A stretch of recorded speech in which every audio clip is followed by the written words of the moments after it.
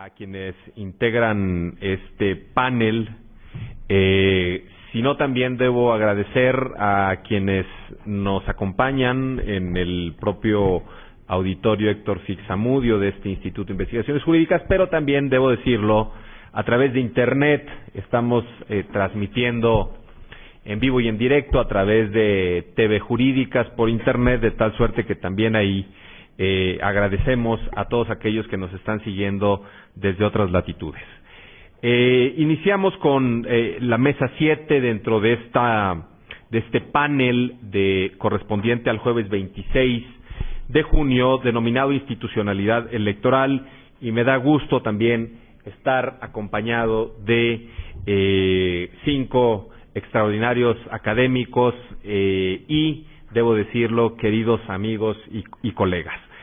Nos acompaña el doctor Pablo Santolaya, el doctor Salvador Romero, el doctor Raúl Ávila, el doctor José Thompson, el maestro Gerardo Di Casa, a quienes les agradezco estar hoy en día con nosotros.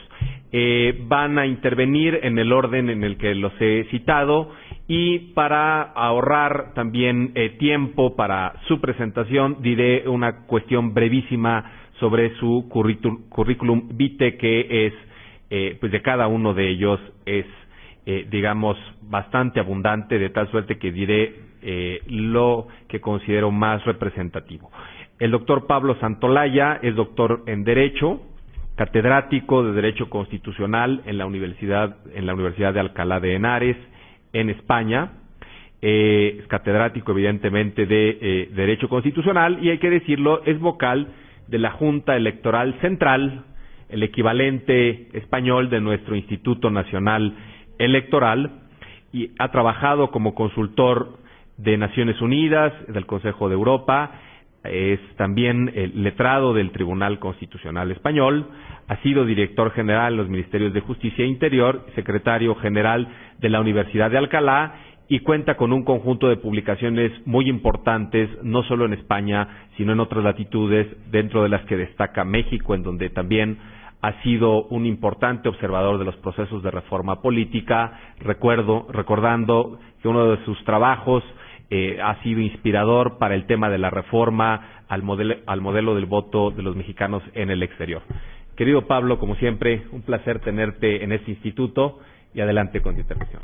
Muchas gracias, buenos días a todos, y reiterar mi agradecimiento al Instituto, a Diego Valadez y a César para participar en este acto. Bueno, voy a intentar ser breve, que es lo que todo el mundo dice, pero lo voy a intentar de verdad. Voy a intentar también hacer una especie de reflexión sobre el futuro de los organismos electorales en el contexto de unas democracias como las iberoamericanas, que lo hemos estado viendo durante estos días, a pesar de que siguen teniendo retos y cosas pendientes, han realizado un considerable avance, un enorme avance con relación a la situación de hace 20 o 25 años, cuando se crearon las poderosas instituciones electorales que caracterizan toda esta área. Es decir, la situación es hoy radicalmente distinta que la que existía cuando surgieron estas instituciones. Y México es un ejemplo patente de eso que estoy diciendo. Es decir, México es un ejemplo de éxito de estas instituciones electorales en la consolidación de la democracia, pero también, y precisamente como consecuencia de ese éxito y de haber logrado un país distinto, de la necesidad de que nos replanteemos en ese tipo de sedes si lo que se estaba haciendo tiene sentido en una democracia consolidada. Este es mi razonamiento, que va a ser muy breve. Van a ser simplemente algunas pinceladas de cosas que podrían repensarse en el futuro a la hora de establecer unos organismos electorales para democracias consolidadas, que, insisto, no era el punto de partida de cuando todas estas instituciones se crearon. Para hacerlo voy en primer lugar a exponer 3 premisas muy brevemente, y luego buscar algunos ejemplos significativos de cosas que podrían ser repensadas, teniendo en cuenta las experiencias de otros países democráticamente más consolidados. Insisto, no se trata, y quiero dejarlo claro desde el principio, de que nadie copie nada, pero se trata de ver cómo se están haciendo las cosas en otro sitio, que se pueden hacer las cosas en otro sitio, y que, sorpresa, resulta que a lo mejor tenemos unos resultados mejores por unos procedimientos más sencillos y podemos utilizarlos. Bueno, las premisas para hablar de esto Son tres, muy brevemente. La primera es, desde luego, que existen tantas instituciones electorales como países, tendencialmente, y que es completamente imposible desde el punto teórico, y mira que lo hemos intentado todos, y lo va a intentar José Thompson dentro de un momento, clasificar esto para decir cuáles son mejores y cuáles son peores desde el punto de vista teórico y a priori. Esto sencillamente no se puede hacer. Hay que verlo al revés. Hay que verlo en el contexto de los resultados que producen. Y en el contexto de los resultados que producen, sea cual sea la organización de la que estemos hablando, es una buena organización institucional, tiene una buena arquitectura institucional, si logra unas elecciones libres y justas, unas elecciones no discutidas ni jurídica ni políticamente, en la que los resultados se acatan y las autoridades surgidas de esos procesos están completamente legitimadas desde el punto de vista democrático. Es decir, una buena arquitectura electoral es la que logra elecciones indiscutidas. Punto, pues no, tengo que añadir un pequeño punto seguido, a un precio razonable. Es decir, en un contexto de asignación de recursos razonable para el nivel de ese país. Es decir, lo que no podemos pensar en el futuro, y menos aún una vez consolidado un sistema democrático, es que podemos tener una institución electoral que, por ejemplo, como ha llegado a ocurrir en algún momento en algún país de esta área, que tiene un presupuesto superior al del Ministerio de Educación. Esto no es razonable. Por tanto, forma parte de lo que es una buena institución electoral, no solo el que logre unas elecciones indiscutidas, sino que lo haga en el contexto de las asignaciones públicas que a las distintas políticas igualmente importantes en un país se asignan, no algo completamente desproporcionado. La segunda es que, siendo imposible, por tanto, establecer un apriorismo con relación a este tipo de arquitecturas electorales, lo que sí podemos es intentar una especie de localización de estas estructuras electorales de acuerdo a un concepto que podemos llamar escala de confianza o de desconfianza en las instituciones ordinarias de ese país. Es decir, hay una tendencia general en todo el mundo a que cuanto más se desconfía de las instituciones ordinarias de gobierno de un país, más fuertes son las instituciones electorales. Esto es así de forma evidente. Lo que a su vez provoca una aparente contradicción. Resulta que tenemos que las instituciones electorales más poderosas no se encuentran en las democracias más consolidadas, de ninguna manera. Y en sentido contrario, complementario, resulta que son instituciones muy débiles, instituciones electorales muy débiles, las que aparentemente logran la finalidad de elecciones indiscutidas, es decir, que nadie busque nada parecido a la estructura institucional de Costa Rica, de Panamá, de México, en países como Alemania, Gran Bretaña, Francia, Italia, donde no existe ninguna, España, los países nórdicos, etcétera. Sencillamente no existen. Por tanto, una aparente contradicción, solo aparente contradicción, consistente en que los mejores resultados parecen conseguirse por las instituciones más débiles. Insisto que es una pura contradicción, porque es que, claro, tienen instituciones más débiles, porque su nivel de confianza en las instituciones ordinarias, el control de las instituciones ordinarias, funciona muy razonablemente y no tendría sentido montar una institución autónoma tan sumamente poderosa en Alemania, donde todas las funciones son gubernamentales, o prácticamente todas, o gubernamentales o judiciales en el más estricto sentido de la palabra. Pero, por ejemplo, por ponerles un ejemplo de lo que estamos hablando, el censo electoral es gubernamental en prácticamente toda Europa, es decir, ni siquiera se concibe que sea una elaboración distinta y autónoma por parte de un organismo electoral.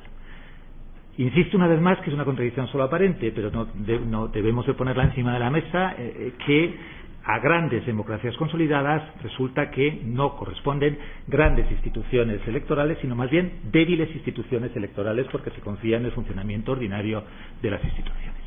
La tercera premisa es que esto es algo que naturalmente evoluciona y que, por tanto, es perfectamente posible, y de hecho tenemos muchos ejemplos, que una institución electoral muy poderosa, creada en un momento de transición política, tenga pleno sentido, pero precisamente en la medida en que tenga éxito, resulte que en el futuro haya que valorar si merece la pena conservar esta institución tal como ha sido diseñada, porque puede resulte incoherente con el grado de democraticidad lograda, es decir, que empiece a hacer cosas que ya no sean necesarias que haga en el contexto de una democracia consolidada. E incluso puede suceder que lo que haga tenga algún elemento de contradicción con el avance democrático logrado, es decir, que impida en realidad seguir avanzando como consecuencia de actuar una serie de procedimientos e instituciones que ya han perdido sentidos porque han tenido éxito. Recalco el porque han tenido éxito. Bueno,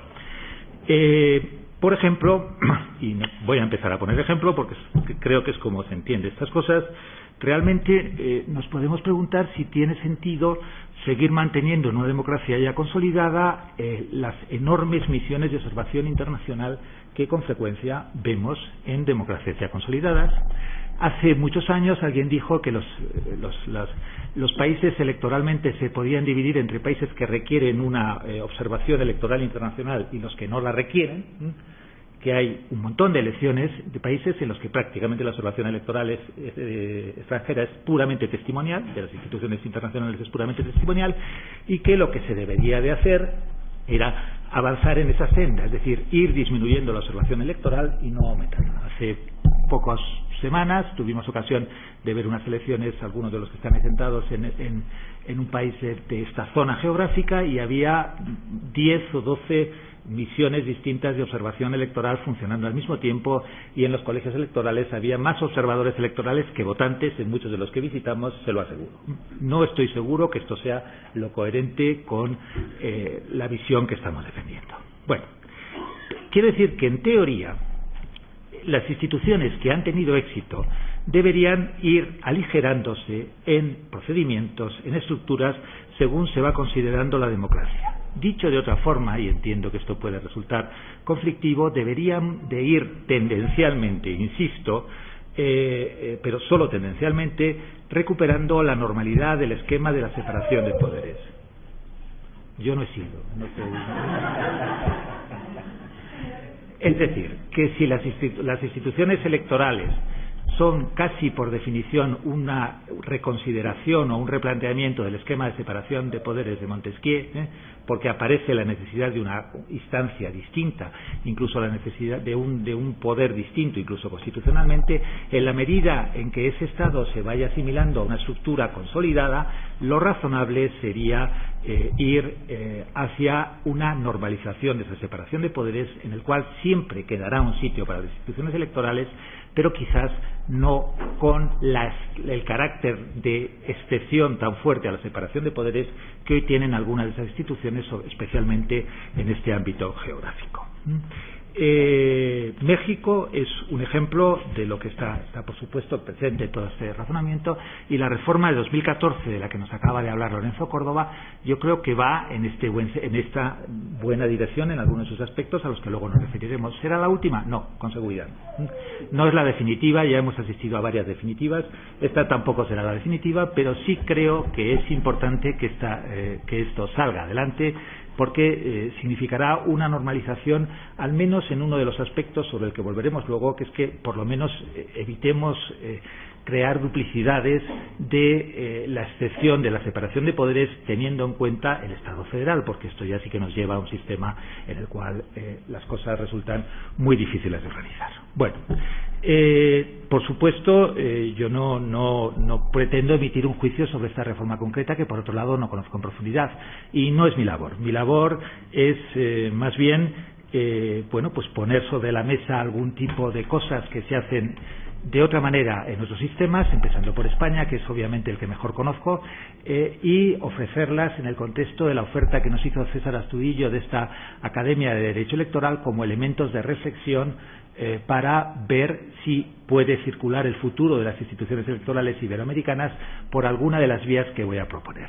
Dicho esto, me gustaría señalar preventivamente que lo que voy a decir va a sonar como auténtica herejía en muchos casos, es decir, voy a decir unas cosas probablemente rigurosamente insólitas, por las que pido perdón desde el principio. He construido, muy brevemente, pero he construido algunos elementos claramente provocativos, porque lo que creo que es importante es que pongamos sobre la mesa de discusión el que las cosas se pueden hacer de otra manera, por insólito que resulte, se hacen de otra manera en muchos sitios, y es a lo que me voy a dedicar muy brevemente y a base de pinceladas, simplemente para que podamos abrir un coloquio, que creo que es lo interesante en este punto.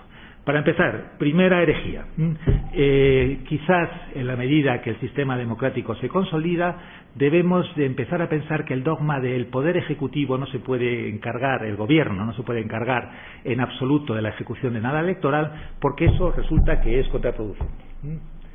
México tiene un ejemplo patente de esto, pero otros muchos países. No ha habido un solo sistema, no ha habido un solo país que haya intentado organizar el voto de sus residentes en el exterior al margen de las delegaciones diplomáticas, es decir, del Ejecutivo, que haya funcionado. No hay ningún éxito de ningún país digno de consideración, quizás esté exagerando en estos momentos, pero forma parte de mi papel.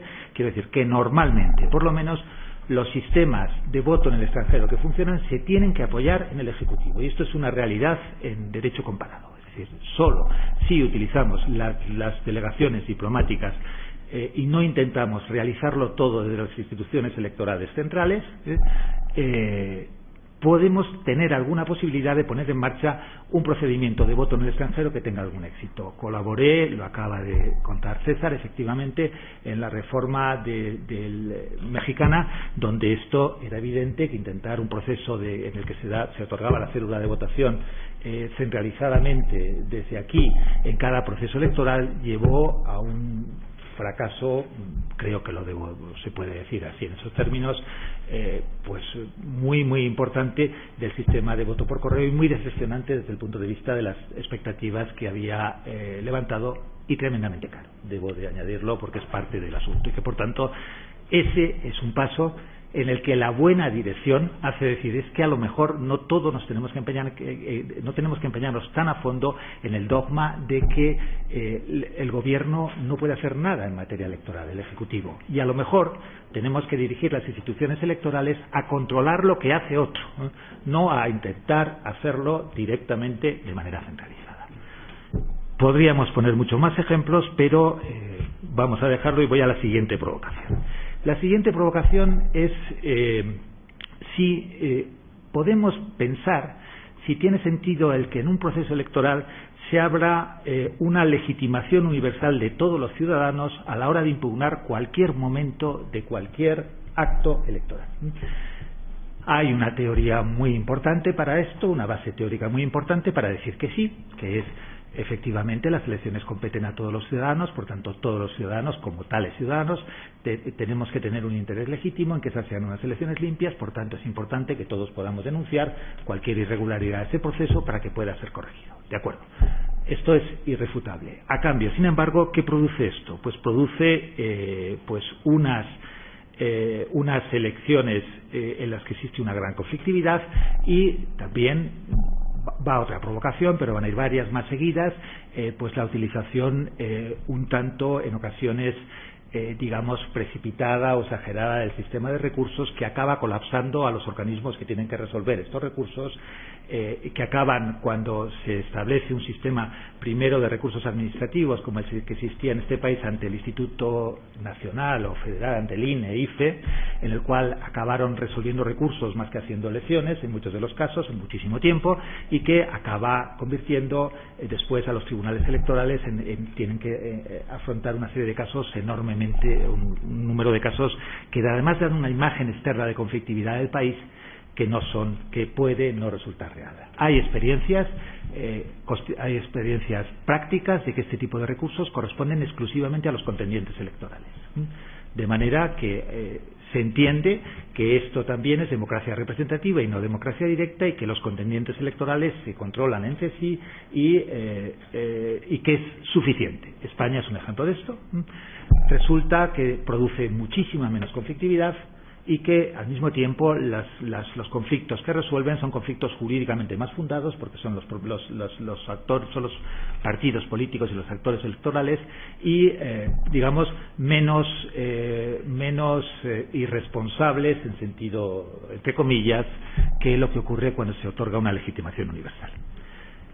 En el mismo sentido, otra provocación. Nos tenemos que plantear hasta qué punto los organismos electorales tienen que actuar de oficio en estas materias. Es decir, hay muchos sistemas donde los organismos electorales no actúan de oficio. Lo no denunciado por ninguna de las partes que compiten en las elecciones sencillamente no forma parte de las cosas a las que se tienen que enfrentar los organismos electorales.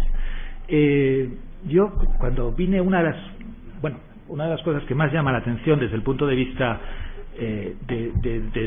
digamos, de una institución europea como la Junta Electoral Central es el control de las televisiones, la forma de hacer el control de las televisiones de este país, es decir, donde prácticamente hay un control de oficio de absolutamente todos los programas de televisión, una gran sala de televisiones, como saben, donde se va viendo todo.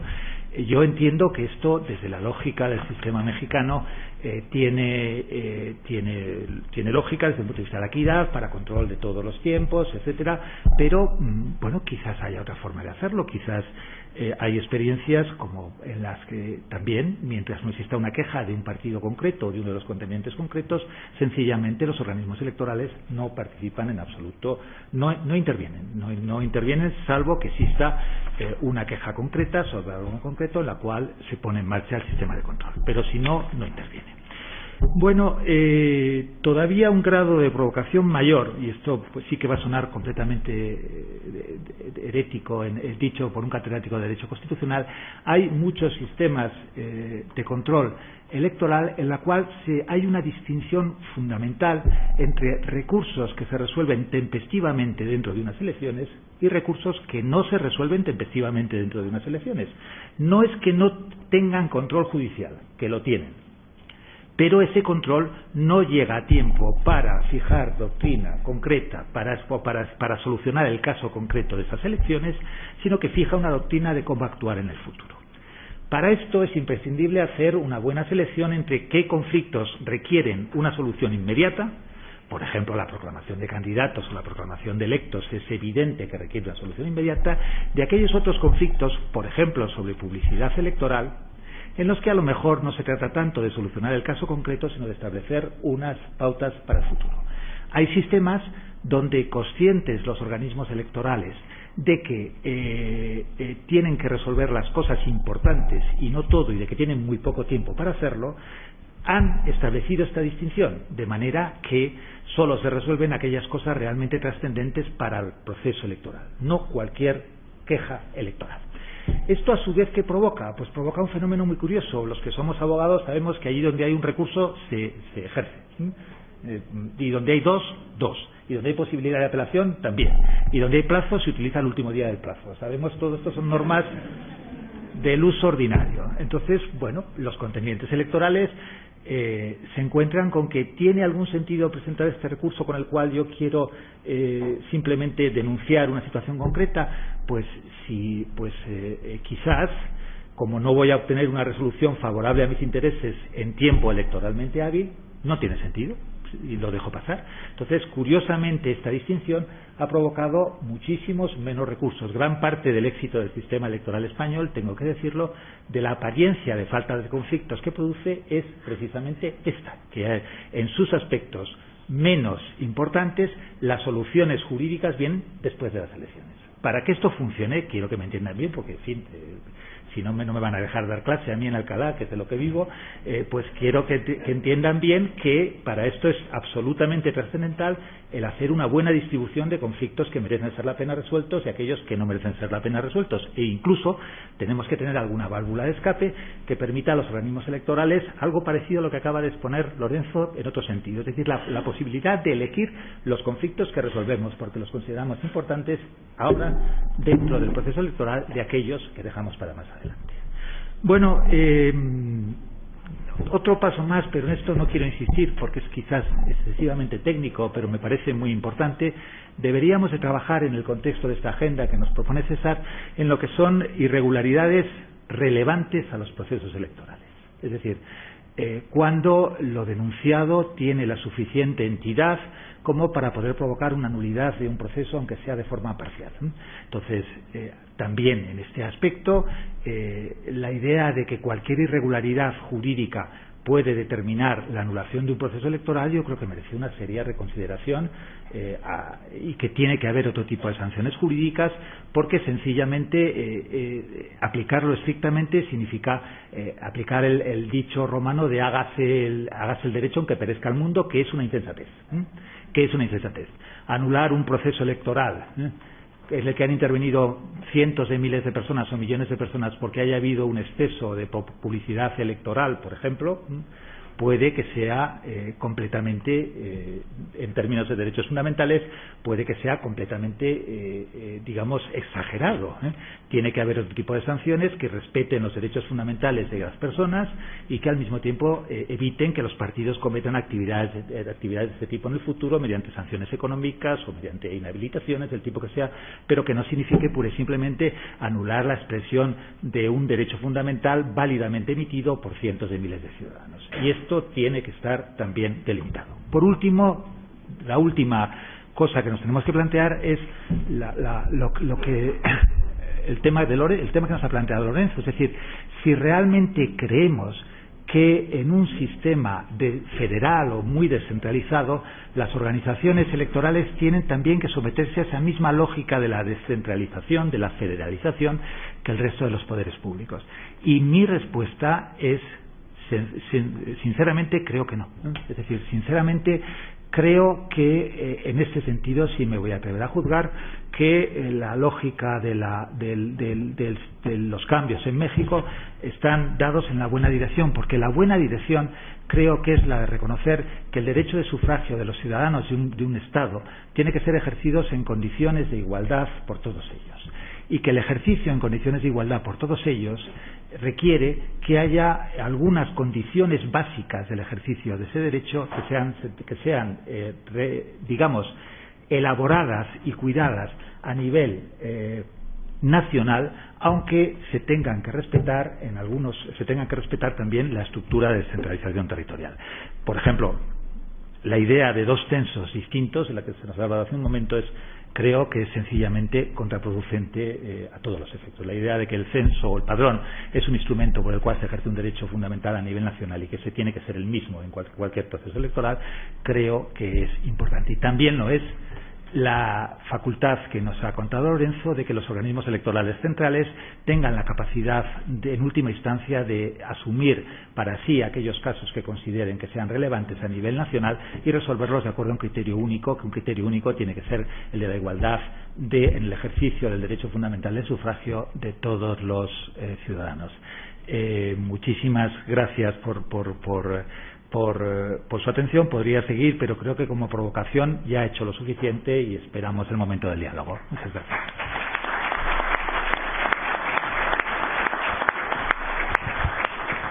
Muchas gracias al doctor Santolaya. Y sin lugar a dudas, su ponencia ha sido provocadora. Ciertamente, para un país como México, en donde la lógica política va por un lado, la lógica académica parece ir por otro, y la idea de instituciones electorales es distinta en ambos polos, claro que lo que nos dice, al menos yo comparto buena parte de lo que ha sostenido, porque además Lorenzo lo acaba de decir en la parte final, es decir, la gran fortaleza institucional que ha tenido el IFE y ahora el INE ha generado una debilidad institucional en buena parte de áreas fundamentales del Estado mexicano que deben también, si bien no tienen una función electoral directa, tienen un sentido de coadyuvancia muy importante y que justamente porque no hacen la labor que deben hacer, el Instituto ha ido ampliando progresivamente su ámbito de influencia al grado que hoy tenemos, sin lugar a dudas, una de las infraestructuras electorales más amplias en el mundo entero, y me parece que no se ven visos de que esto vaya a ser al revés. Si esto lo vinculamos a lo que nos dice el profesor Santolaya, que me parece que es sumamente representativo, y yo creo que es una tesis sobre la cual hay que seguir bordando, que hay instituciones electorales, o las instituciones electorales más poderosas existen en sistemas de democracias no consolidadas, pues entonces podríamos también tener ahí elementos de análisis. Es decir, ciertamente parece ser que las democracias más consolidadas son aquellas que utilizan instituciones electorales que, digamos, no anotan grandes problemas, incluso no son tan visibles como, por ejemplo, las instituciones de nuestro país. Pero, repito, es una tesis, es una propuesta sobre la cual hay que seguir profundizando para ver si esto es verdad y si esto es verdad en todos los casos. Corresponde ahora a la segunda intervención, que es una intervención en donde participan dos profesores, el doctor Salvador Romero y el doctor Raúl Ávila, quienes van a intervenir, porque así me lo han solicitado inicialmente el doctor Romero y posteriormente para complementar el doctor Ávila. El doctor Romero es doctor en Sociología Política por el Instituto de Estudios Políticos de París, en Francia. Se ha desempeñado también como vocal y vicepresidente de la Corte Departamental Electoral de La Paz en Bolivia, así como vocal, vicepresidente y luego presidente de la Corte Nacional Electoral del mismo país, de Bolivia. Desde 1995 es catedrático universitario y actualmente se desempeña como director del National Democratic Institute en Honduras. Adelante, doctor.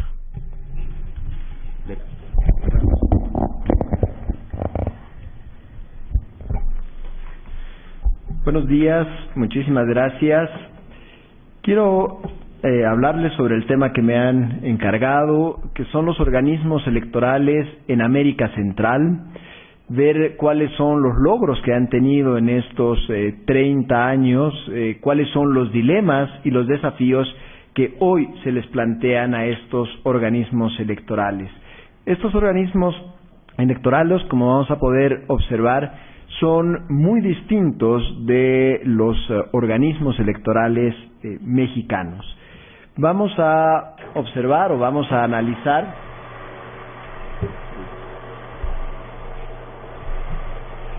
seis países que tienen 6 organismos electorales y vamos a analizar cuáles son sus características, cuál es el diseño institucional que se eligió. Vamos a tener 3 partes: ver el diseño institucional, los dilemas que plantea ese diseño institucional hoy día y nos vamos a concluir viendo cuáles son los retos que enfrentan estos organismos electorales.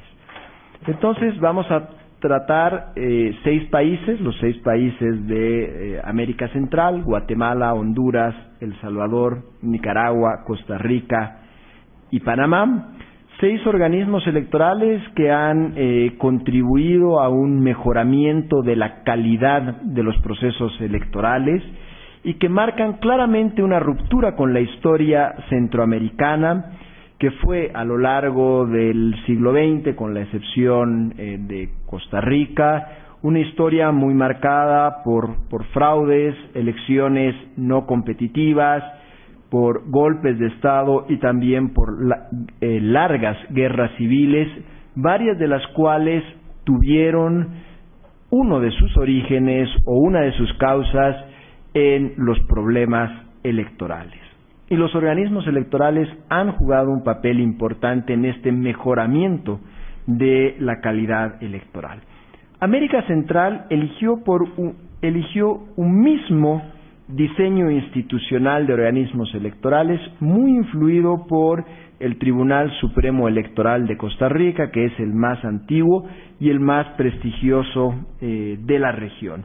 Y estos organismos centroamericanos figuran entre los más poderosos por las atribuciones y competencias que tienen. ¿Cuál es el diseño institucional? Y les decía, muy diferente del esquema mexicano. En primer lugar, porque son organismos unificados, es decir, un mismo tribunal, el Tribunal Supremo Electoral de Costa Rica o de Honduras, por ejemplo, está a cargo de los asuntos administrativos, técnicos, operativos, logísticos del proceso electoral y también de la aplicación de la justicia electoral. Es decir, es un organismo que, para tomar la similitud con México, acumularía las funciones del Instituto Nacional Electoral y del Tribunal Electoral del Poder Judicial de la Federación. Por lo tanto, ustedes pueden imaginar la fortaleza institucional de estos organismos. Son unificados, son permanentes en el nivel nacional, y señalo esto que puede parecer una obviedad, que son permanentes, porque a nivel regional la mayoría de ellos habilita tribunales municipales o tribunales departamentales únicamente en periodos electorales, y en fases no electorales únicamente funciona el nivel nacional. Son organismos independientes de cualquier poder del Estado, incluso son, como ya se señaló, considerados como un poder, a veces por las normas, sucede en Nicaragua, a veces por las competencias y atribuciones que están ejerciendo, que es el caso en Costa Rica. Además, si ya por sí mismo, acumulando las funciones administrativas y jurisdiccionales, serían suficientemente poderosos, estos organismos abarcan o pueden abarcar muchas veces también las funciones del registro civil, que dependen del organismo electoral, incluso la extensión de cédulas de identidad, o también ejercen la función de fiscalía electoral. Por lo tanto, son instituciones poderosas desde el punto de vista de las atribuciones, de las funciones que ejercen, como ustedes ven, algunas electorales, pero otras que desbordan el campo electoral, como es el registro civil o la emisión de las cédulas de identidad. En una evolución muy característica en América Latina, los organismos centroamericanos han ido recibiendo a lo largo de estos últimos 30 años responsabilidades nuevas, responsabilidades cada vez mayores en materia de control del financiamiento, en control de las campañas electorales. También tienen cada vez más atribuciones y competencias para regular la vida partidaria, y no solamente el reconocimiento o la extinción de la personalidad jurídica, sino que pueden tener funciones tan importantes como la organización de las elecciones primarias para elegir candidatos y para seleccionar autoridades partidarias, como hace el Tribunal Supremo Electoral en Honduras, que organiza las elecciones primarias de los partidos políticos. Quiero detenerme un poco en este diseño institucional, en el nombramiento de las autoridades, porque vamos a ver que es uno de los temas más importantes. Normalmente la instancia de selección está en el Congreso. El Congreso elige a los magistrados electorales en Honduras, en El Salvador, en Guatemala, en Nicaragua, y tiene influencia también en la selección de uno de los 3 magistrados en Panamá. Se aparta de este modelo Costa Rica, donde el nombramiento de las autoridades electorales, de los magistrados electorales, recae en la Corte Suprema de Justicia. Todos estos países establecen que las autoridades electorales deben ser elegidas por el Congreso, pero por una mayoría calificada. Esto con el fin de evitar que una mayoría circunstancial, la que pueda tener el oficialismo, pueda por sí misma copar todos los espacios en el organismo electoral. Entonces, lo que se hace es exigir una mayoría calificada que en principio debiera permitir la negociación entre el oficialismo y la oposición para la designación de las autoridades electorales. En algunos países, como por ejemplo Guatemala, hay una instancia de proposición, y este es un modelo que empieza también a difundirse un poco en otros países de América Latina. El Congreso elige, pero a partir de listas ya elaboradas, que recibe previamente confeccionadas. ¿Cuál es la idea? ¿O a qué apunta esto? Muchas veces el modelo de elección exclusivamente centrado en el Congreso ha llevado a resultados que son considerados no satisfactorios, y normalmente viene una presión de la sociedad civil para que exista una instancia previa, un filtro que le entregue al Congreso nombres entre los cuales puede elegir. Por ejemplo, Guatemala ha fijado unas instancias universitarias, la reunión de rectores, de directores, sobre todo de áreas jurídicas, que le entregan al Congreso nombres de los cuales puede elegir. Esto está destinado o pensado para reducir la discrecionalidad partidaria en el nombramiento. Y acá quiero yo centrarme, y les decía, creo que este es uno de los temas importantes, porque del diseño institucional centroamericano tenemos dos polémicas, por lo menos dos polémicas, quiero referirme a ellas. Una es la polémica partidaria, la otra polémica es quién tiene la última palabra. ¿Cuál es la polémica partidaria? Salvo El Salvador es el único país de estos que les he mencionado que tiene un organismo electoral que es explícitamente partidario, es decir, donde los magistrados electorales son representantes de los partidos políticos, están ahí a título de representante, de designado de un partido político. En los otros casos, los organismos electorales son apartidistas, es decir, los partidos políticos no tienen representantes en el organismo electoral. Esta es una evolución que se sintió muchas veces en los países que dieron ese paso como una garantía para un mejor funcionamiento institucional y democrático. Y muchas veces esto pasó después de alguna crisis que demostró que el organismo electoral partidario, con esta idea del control cruzado, no había funcionado de manera adecuada. Eso es lo que dicen las normas. La pregunta polémica es si de verdad son organismos electorales apartidistas.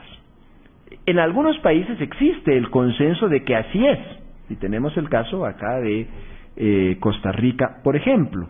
Pero en otros países, la norma puede decir el organismo electoral es apartidista, pero la práctica ser claramente contraria, y los magistrados electorales tener una camiseta partidaria que no es que se sospecha, que parece que es de tal partido o que tendría alguna afinidad con tal partido, sino que a veces el magistrado electoral puede ser, a pesar de que la norma dice que es apartidista, puede haber ejercido hace un par de años la función de secretario ejecutivo de un partido político. Está claro que esa persona tiene una identificación muy clara, o haber ejercido recientemente las funciones de diputado de ese partido político. Entonces, se presenta una tensión entre el espíritu de la ley y la práctica partidaria.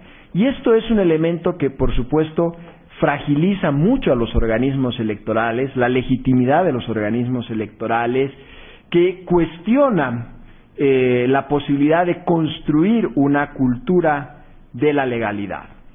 Quisiera hacer dos reflexiones adicionales sobre esto. La primera, la historia nos muestra que sin voluntad política, las normas son insuficientes para asegurar por sí mismas que el organismo electoral sea apartidista. Dicho de otra manera, no basta inscribir en la norma el organismo electoral será apartidista. Se necesita una voluntad política de los actores partidarios, curiosamente, para asegurar que los nombramientos tengan esta característica, que aunque sean hechos en una instancia política como es el Congreso, se elijan personas que estén más allá de los partidos políticos, personalidades que tengan prestigio y reputación en la sociedad y que se sepa que no tienen vínculos con los partidos políticos.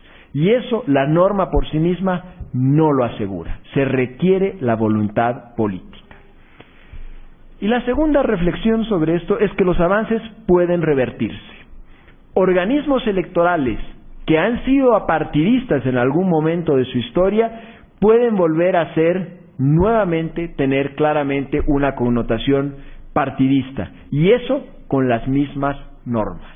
Lo que nos muestra que las normas son importantes, pero en este caso son insuficientes por sí mismas. La segunda polémica sobre este diseño institucional es quién tiene la última palabra en asuntos electorales. Algunos de estos organismos tienen el nombre de supremos, Tribunal Supremo Electoral. Pareciera dar a entender que es la última instancia en asuntos electorales, y en algunos casos incluso así está previsto. ¿Cuál es la polémica? Son dos. Una, que las decisiones de estos organismos electorales pueden ser apeladas ante otra instancia, normalmente la Corte Suprema de Justicia o una sala constitucional de la Corte Suprema de Justicia. A veces está previsto en las leyes que sea así. Por lo tanto, el tribunal, que se llame supremo o no, es solamente un tribunal de primera instancia. Y el tribunal que tiene la última palabra en asuntos electorales es la Corte Suprema de Justicia. La polémica fundamental nace que en algunos sistemas está previsto que el Tribunal Supremo Electoral sea efectivamente la última palabra en asuntos electorales. Pero abren muchas de estas legislaciones un pequeño resquicio y dice que para asuntos de derechos y garantías básicas, constitucionales, fundamentales, las decisiones podrían ser revisadas por la Corte Suprema de Justicia. En principio, los asuntos electorales están resueltos en última instancia por el Tribunal Electoral, pero si una decisión afecta derechos y garantías básicos y constitucionales, puede ser revisado por la Corte Suprema de Justicia. Este pequeño resquicio puede volverse un gran resquicio porque depende la interpretación que le den las Cortes Supremas de Justicia o las salas constitucionales a qué es un derecho constitucional o una garantía constitucional. Eso puede tener una definición restringida o puede tener una definición sumamente extensa. Y acá tenemos en varios de los países centroamericanos puntos de fricción importantes entre el Tribunal Supremo Electoral y la Corte Suprema de Justicia. Quiero ir avanzando con ustedes y compartirles 5 retos y 2 interrogaciones que tienen los organismos electorales centroamericanos. El primero es el fortalecimiento institucional. Aunque los organismos electorales son hoy mucho más sólidos técnica e institucionalmente de lo que eran hace 30 años, incluso hace 20 años, en algunos países los procesos electorales todavía se desarrollan con incertidumbre en sus fases técnicas. Tuvimos una demostración en Honduras el año pasado, donde el proceso electoral estaba cargado de incertidumbres técnicas y administrativas hasta las horas antes de la elección.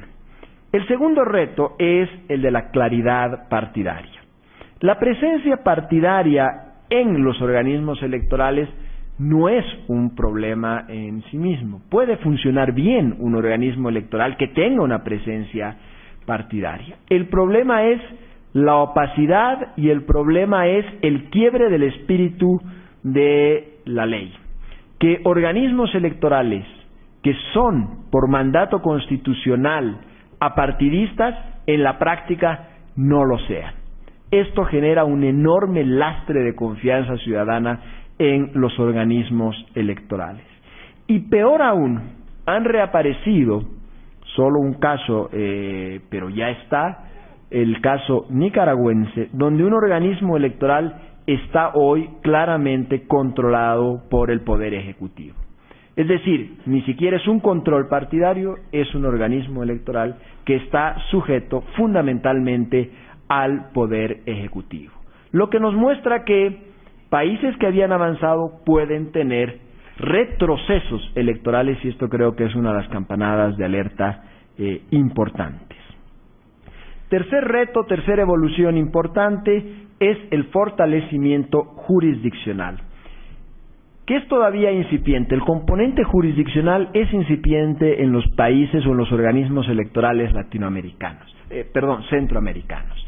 Como estos organismos electorales acumulaban las funciones de registro civil, las funciones técnico-administrativas del proceso electoral, los temas jurisdiccionales tendieron a quedar relegados. Es solamente ahora que la jornada electoral se desarrolla con niveles de certidumbre bastante elevados, que los procesos técnicos están mejor controlados, que han comenzado los organismos electorales a desarrollar la labor jurisdiccional con mayor énfasis.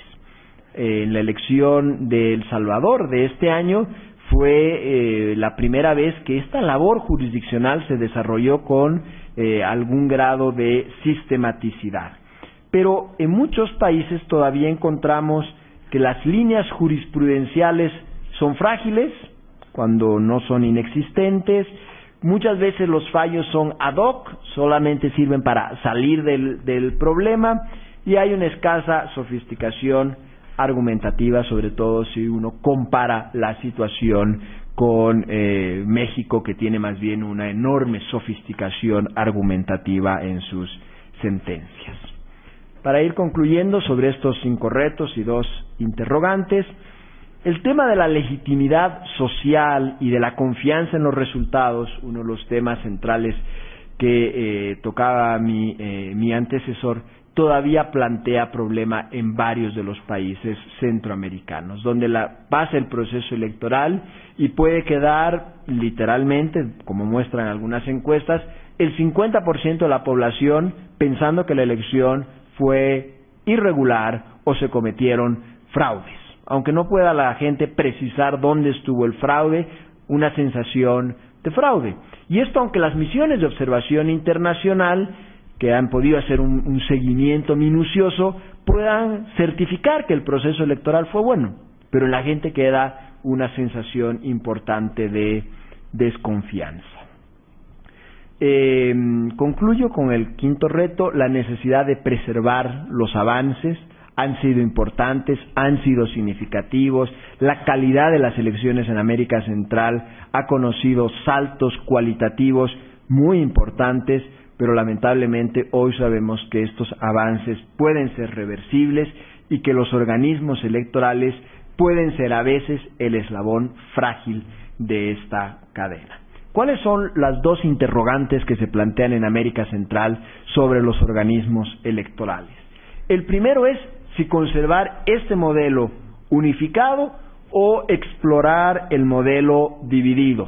Este es un debate que está abierto con más fuerza o con menos fuerza en varios países. Hay que decir que el modelo mexicano de estos organismos divididos es fuerte, impacta en América Latina en general. La República Dominicana hace poco se sumó a este modelo, también lo hizo Ecuador, y el debate está abierto en América Central o en algunos de estos países en América Central.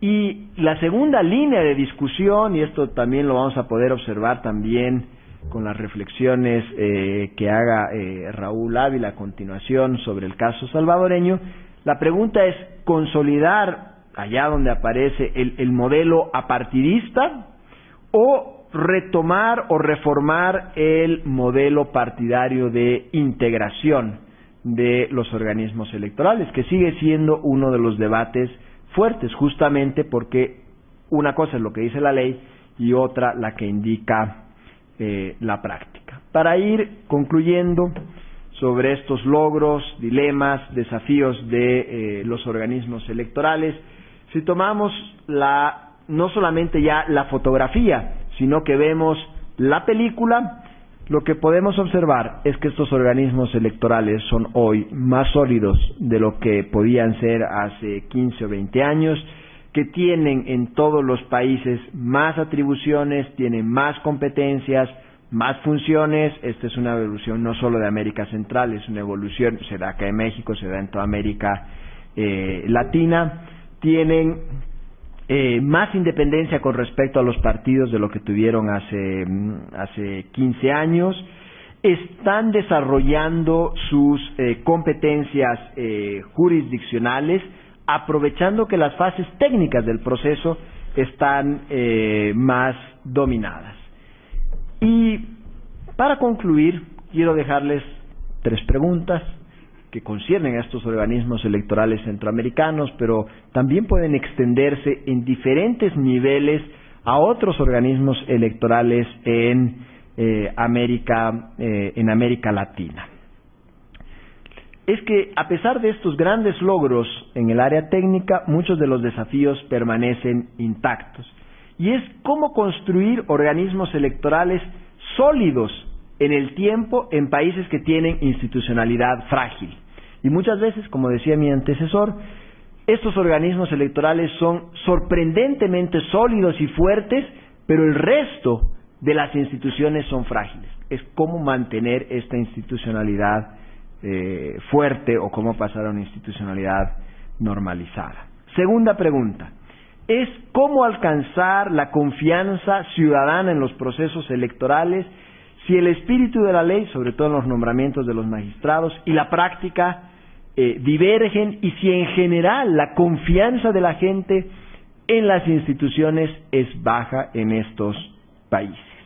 Y finalmente, la última pregunta, es cómo se puede aplicar justicia electoral de manera imparcial, de manera oportuna, si permanece en muchos de estos países la duda de que la autoridad es simultáneamente el juez y a la vez parte, dada la composición de los organismos electorales. Muchísimas gracias.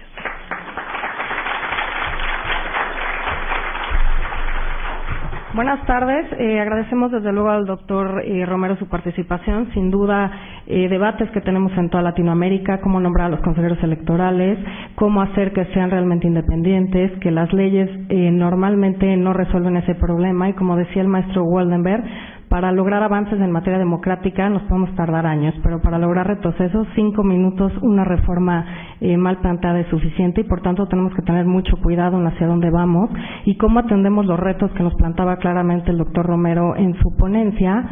Y bueno, sin más y sobre todo porque es parte complementaria de la ponencia del doctor Romero, me gustaría darle la palabra al doctor Raúl Ávila Ortiz, quien es doctor en Derecho por la Universidad Nacional Autónoma de México, es maestro en estudios latinoamericanos por la Universidad de Texas en Austin, y coordina el programa de cooperación y asistencia técnica México-Centroamérica de Idea Internacional y el Instituto de Investigaciones Jurídicas de la UNAM. Doctor, le damos la palabra. Gracias a Carla. Muy buenos días. Trataré de no ser breve. Más bien trataré de no usar ya mucho tiempo porque creo que estamos atrasados en el programa. Bien, gracias a Salvador, gracias a los colegas que están aquí en la mesa por permitirme compartir unos minutos en esta temática tan importante. El pasado 13 de junio, la Sala Constitucional de la Corte Suprema de El Salvador declaró inconstitucional un decreto legislativo número 87 del 31 de julio del 2009 y declaró inconstitucional, por tanto, la elección o el nombramiento del presidente del Tribunal Supremo de El Salvador, que además es un muy respetable colega, amigo de nosotros, bajo el argumento motivado por un amparo constitucional, el argumento central de que el nombramiento de magistrados en el Tribunal Supremo Electoral de El Salvador con filiación partidista vulnera el principio de independencia judicial, porque los tribunales supremos, en este modelo unificado al que se refería Salvador Romero, realizan funciones jurisdiccionales, si bien también realizan otras funciones organizativas, incluso de mediación, de arbitraje y otras más. Esta sentencia es importantísima porque tiene los siguientes efectos declarados en la propia sentencia. El primero es que deja, desde luego, incólumes, es decir, subsistentes, todos los actos que haya realizado el presidente del Tribunal Supremo Electoral desde su nombramiento, 2009, a la fecha. E incluso deja o anticipa la subsistencia o la validez de los actos que realice, independientemente de que puedan ser impugnados, hasta el 31 de julio próximo de 2014, que es cuando concluirá su mandato. Al mismo tiempo, y esto es lo que quiero destacar de manera especial, la Sala Constitucional señala que para el futuro, dado que además el próximo año va a haber elecciones legislativas y municipales en El Salvador, dice: la Asamblea Legislativa, el Congreso, que es el que nombra a 5 magistrados propietarios y 5 suplentes integrantes del Tribunal Supremo Electoral de El Salvador, uno de ellos el presidente, 2 más magistrados titulares, también, digamos, propuestos y votados por los partidos políticos, y 3 con referencia partidaria, no quisiera decir afiliación partidaria, referencia partidaria, y 2 independientes, que normalmente son propuestos por la propia Corte Suprema de Justicia de El Salvador. Ojo con esta importante composición. Dice la sentencia de la Sala Constitucional: para el futuro, la Asamblea Legislativa debe dar cabal cumplimiento a la presente sentencia, en el sentido de que al elegir nuevos magistrados se verifique la no afiliación partidaria de los candidatos que resulten elegidos. Y ojo con esto: la ausencia de cualquier otra forma de vinculación objetiva o material que indique dependencia de los candidatos hacia los partidos políticos o de desvinculaciones aparentes que constituyan fraudes a la Constitución. Esta última expresión nos merece una serie de interpretaciones. Trataré de hacerlo de manera muy breve. El artículo 208 de la Constitución de El Salvador dice: habrá un Tribunal Supremo Electoral que estará formado por 5 magistrados, quienes durarán 5 años en sus funciones, serán elegidos por la Asamblea Legislativa. 3 de ellos, de cada una de las ternas propuestas por los 3 partidos políticos o coaliciones legales que hayan obtenido mayor número de votos en la última elección presidencial. El Frente Sandinista ganó las elecciones en 2009 y desde luego propuso a uno de los 3 magistrados, y particularmente este párrafo: el magistrado presidente será el propuesto por el partido o coalición legal que obtuvo el mayor número de votos en la última elección presidencial. Como decía Salvador, es la norma explícita al establecer que los partidos, ¿verdad?, los 3 partidos pueden que ocupen los 3 primeros lugares en la última elección presidencial, proponen y aprueban el nombramiento de los 3 magistrados, digamos, de origen, vamos a decir, o de referencia partidaria. En ninguna parte del texto del artículo 208 de la Constitución de El Salvador se menciona la palabra filiación política. Esto es, hay una interpretación de la Sala Constitucional de la Corte Suprema precisando que si bien los partidos políticos mantienen el derecho de proponer a los integrantes e incluso al presidente del Tribunal Supremo Electoral de El Salvador, deben de verificar en el nombramiento la Asamblea Legislativa que no tenga una filiación partidaria explícita o comprobable, y además que no se haga un fraude a la Constitución nombrando a un magistrado que tenga vínculos con los partidos políticos. Entonces, esta sentencia me lleva a 3 reflexiones, con lo cual concluyo. Número 1, no olvidemos la enseñanza central o una de las principales enseñanzas de Dieter Nolen. y de la ciencia política y constitucional alemana. La diferencia y la relación entre sistema y contexto. Construimos sistemas, los diseñamos, pero en el contexto.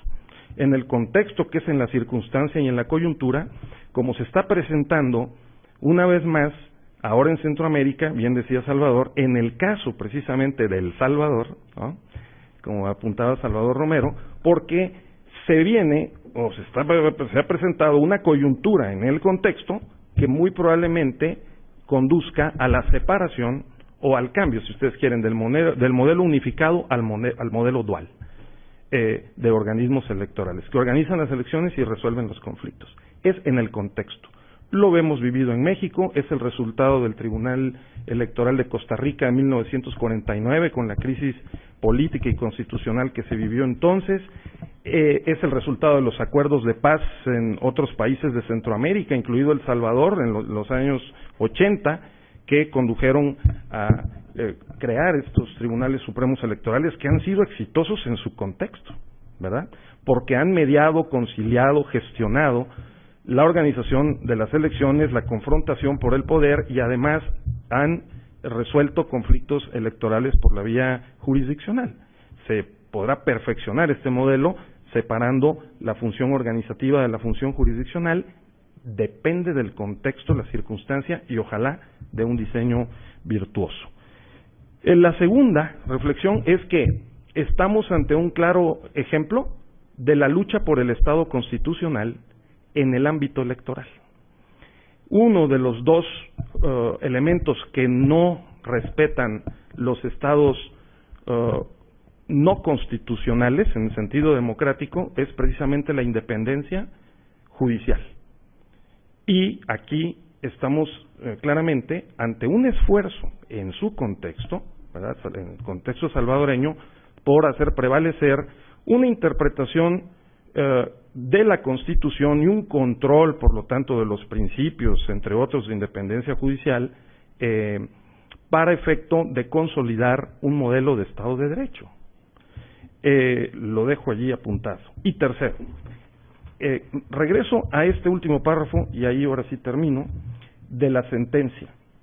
Que verifique la Asamblea Legislativa que exista una ausencia de cualquier otra forma de vinculación objetiva o material que indique dependencia de los candidatos a magistrados hacia los partidos políticos o de desvinculaciones aparentes que constituyan fraudes a la Constitución.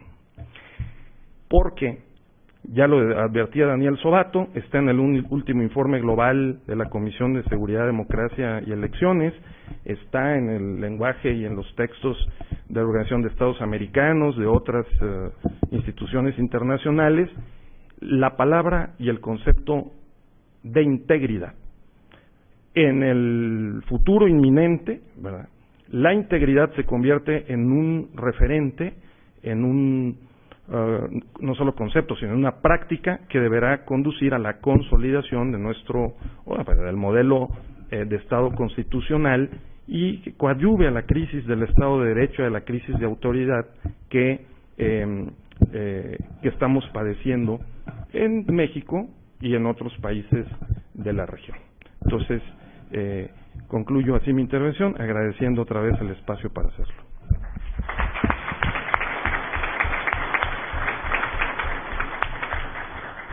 Muchas gracias, doctor Ávila. Sin duda, el caso que nos llamaba más la atención, el de El Salvador, por el nombramiento en el que participaban directamente los partidos políticos de los magistrados. Me parece, como bien lo dice usted, que habrá que ver qué pasa con la regulación, incluso la sentencia y su aplicación, y los resultados prácticos de la misma. Me parece también la subjetividad que siempre carga estas determinaciones de no tener dependencia. Me parece que hay que llenar ese vacío y ese hueco con cuáles son los casos en los que podemos tachar o argumentar que hay una dependencia de una persona con un partido político y casos como el mexicano, que tenemos incluso contradicción en diversas legislaciones electorales en los que se permite claramente una afiliación partidista, si bien no haber ejercido algún cargo directivo dentro del propio partido, y una legislación nacional en la que claramente también pues se prohíbe la vinculación partidista, aunque desde luego la intervención de los poderes legislativos pues siempre cuando menos nos hace cuestionable que esa independencia respecto de los nombramientos de los magistrados o en su caso de los consejeros electorales. Muchas gracias, doctor Ávila. Continuamos ahora con José Thompson, que es abogado costarricense, especializado en Derecho Internacional y actualmente director ejecutivo del Instituto Interamericano de Derechos Humanos. Tiene una trayectoria muy importante como docente universitario en temas y cátedras de Derecho Internacional en la Facultad de Derecho de la Universidad de Costa Rica, así como profesor invitado en la Universidad de Columbia en Nueva York. Es autor de publicaciones e investigaciones especializadas en temas de justicia, democracia, derechos humanos y derecho internacional. Muchas gracias por asistir y le damos la palabra. Bueno, muchas gracias. Quisiera empezar agradeciendo mucho a las entidades organizadoras de este evento la posibilidad de estar acá y en particular, gracias. En particular estar en la UNAM, que siempre es un placer y un privilegio, y estar en este auditorio que lleva el nombre de un gran jurista con quien tuve la fortuna de compartir muchos momentos en temas jurídicos y sobre todo de derechos humanos. Yo voy a tratar de darles un vistazo general de los modelos de organización electoral en América Latina y voy a tratar de pasarlo lo más rápido posible, en parte porque Salvador me ha aliviado algunos de los temas relacionados con Centroamérica, entonces eso me permitirá ir más rápido. Pero quiero dejar una idea central instalada desde el inicio, y es que la arquitectura electoral o alguna forma de organización electoral es necesaria. Ahora, que esa forma de organización electoral puede variar y esa variación es importante, pero que la organización electoral no lo es todo. Y con eso quiero darles más o menos la pista de por dónde va a ir la presentación, que también tiene aquí pues un apoyo que ustedes pueden ir siguiendo en las pantallas. En primer lugar, hablar, y disculpen, pero lo que son los títulos en rojo han quedado en negro y por lo tanto no podrán leerse. Quienes los pueden ver en aquella pantalla si los ven de la manera adecuada. Pero decir que la organización electoral es necesaria porque precisamente si un Estado quiere cumplir sus obligaciones internacionales y constitucionales en materia de derechos humanos, tiene que generar un modelo de organización electoral. En otras palabras, no es posible que un Estado diga que respeta los derechos políticos de sus ciudadanos si no crea las condiciones para que esos derechos políticos puedan ejercerse. Y dentro de las condiciones está la existencia de instituciones e instancias que hagan efectivo el derecho al sufragio y que eventualmente resuelvan los conflictos que puedan presentarse en el marco de un proceso electoral. Esto para demostrar que entonces lo de la organización electoral no es simplemente una opción del Estado, sino que es una obligación del Estado y por lo tanto alguna forma de organización electoral es necesaria si es que se quiere cumplir con los derechos políticos consagrados internacional y constitucionalmente. Ahora, que estos modelos pueden variar la forma en que esta organización se traduzca en algo concreto, definitivamente.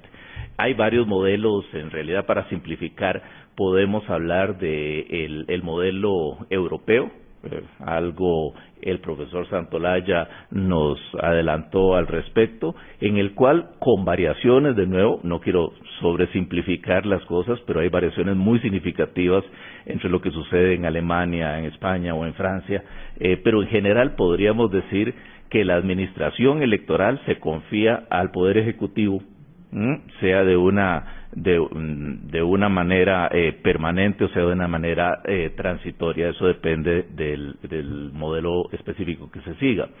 Y en cambio los conflictos electorales que surjan en el marco de ese proceso son resueltos por alguna sección del Poder Judicial, que a todos efectos no tiene una característica especializada, o sea, normalmente van a ser tribunales administrativos o tribunales constitucionales, pero no existe la figura del tribunal electoral en sí misma.